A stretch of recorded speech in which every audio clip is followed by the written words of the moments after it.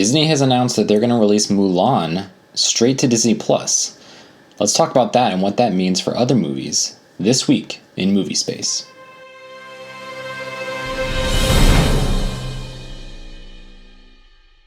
What's up, guys? It's John again from Movie Space, and this week it's August 9th, 2020, and really only one big news announcement in movies this week that I wanted to talk about, and that is that Mulan is going to be released straight to Disney Plus. Disney announced that back this week, and it's been very interesting. A lot of chatter online about what that means for movies. What that, if people are going to be interested in it or not. I think there's very much been a mixed reaction to this as the way that they're going to release it. So very, very interesting, and would love to talk about it some more. But yeah, first of all, this is definitely the first big blockbuster to be released digitally. Definitely earlier in the year, we saw some other more minor releases come to digital, either whether that be video on demand or whether that be to other streaming services. And so, obviously, studios were open to that for some films that maybe they didn't think, would be huge hits. But, this is definitely the biggest movie to be released to streaming. So Mulan has a budget of an estimated $200 million. So pretty big budget. And this is definitely the first movie even close to that size since this pandemic started to get a streaming release. And it was also, as you all know, definitely one of the first films to get delayed. It had an original release date in March. And obviously that's when the pandemic started getting really bad and everything shut down in the States. And it's since been delayed 3 times, to July, August, and then this final time to September. And, obviously since then we've seen a whole wave of release dates being delayed.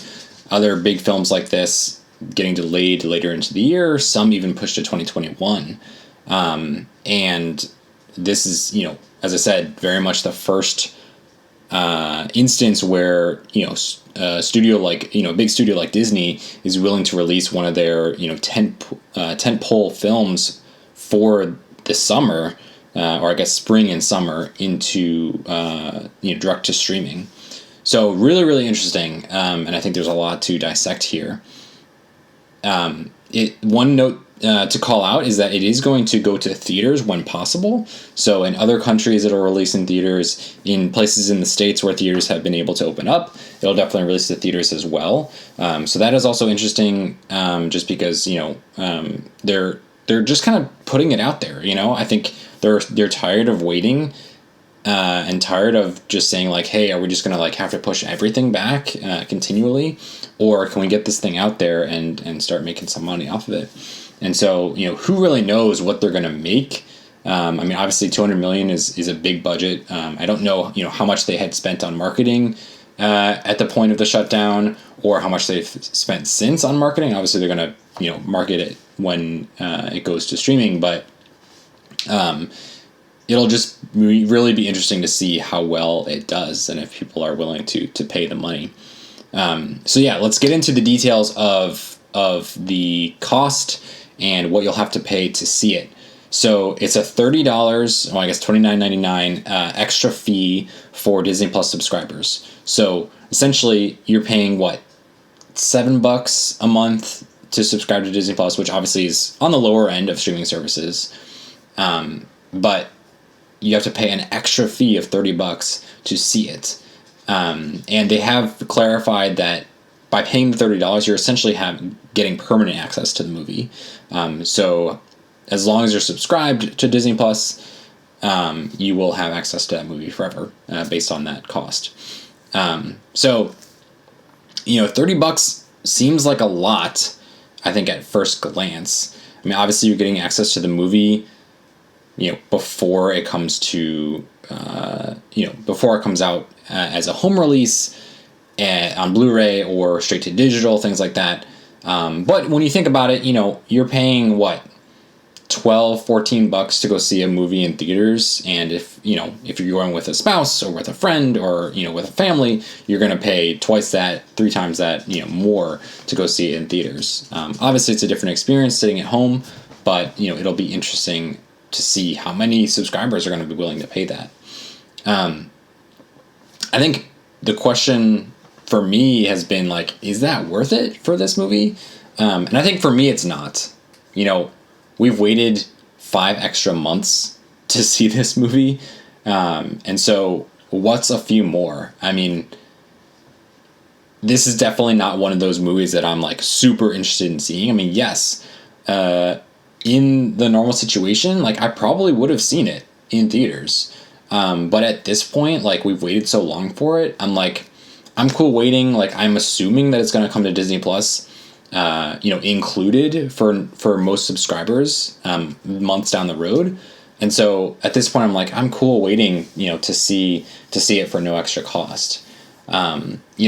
However, for other movies, like let's talk about an MCU film, or let's talk about something really big like a Star Wars or a something like that. Like then I could definitely see myself paying for it instead of waiting longer. I mean, a $30 price tag, for something that I'm like super invested in, that isn't that big of a deal. If I'm like, hey, I want to see this movie the moment I can go see it. So that is, something to think about. And then I think the other question is this the new normal? Like what standard or precedent is this going to set for the rest of the industry? While I definitely don't think this will be the standard. I mean, obviously this is a Disney film, and so Disney has the ability to set like a high price tag on it. And obviously it's a big film. It's not something, smaller. It's not the Emoji Movie or something ridiculous that people aren't going to pay for.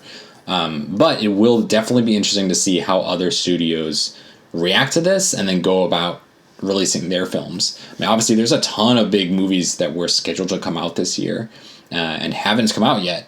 And so I imagine that all these other big studios are really waiting to see how Mulan does before choosing their path forward for themselves. And then finally, just wanted to talk about the movie itself. I mean, am I excited for the movie? Am I looking forward to it? Absolutely. I mean, I've been looking forward to seeing this for a long time. Obviously Disney has been on this quest to kind of remake a lot of their classic animated movies into live action.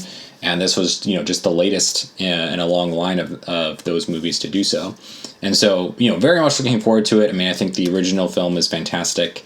Definitely one of the better ones, if not one of the best, classic, I guess you would call it Disney Renaissance animated movies. Because I was in the group with like Lion King and Little Mermaid and Beauty and the Beast and things like that. And so, definitely a really good movie. And it's also my wife's like favorite of all the Disney animated movies. So we are very much as a family looking forward to it. Definitely disappointed about a few things. I mean, as you might know, they've said that there are not going to be any musical numbers in the film. So that is interesting. Definitely an interesting choice. I think it's interesting that some of their movies are being a lot more truthful to the animated movies, whereas some of the live action remakes are getting a little bit different. They're giving them some more freedom to make it its own thing. And so I imagine that has to do with the filmmaker, the director that was hired to make the movie. But it's just interesting that you're not getting the like Lion King treatment and what happened to the live action Lion King, which is just like, it's essentially the same movie. It's just, CG lions versus hand-drawn animation. But, kind of disappointed about that. We'll see about the music. And then there's also no Mushu. I mean, everybody loves Mushu. He's like one of the greatest characters in Disney movies. But, obviously he's a pretty ridiculous character, and to see that type of thing in live action, it's like, it's a little bit of a stretch. I understand that.